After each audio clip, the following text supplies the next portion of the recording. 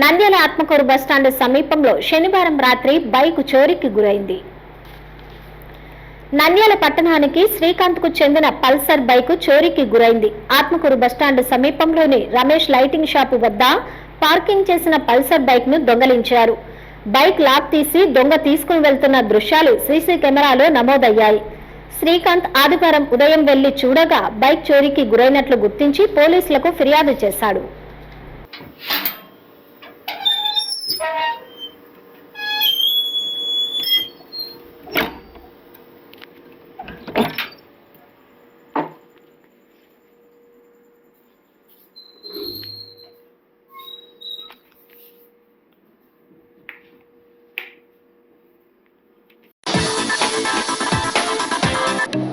Hi అండి, subscribe to Nandyal communication.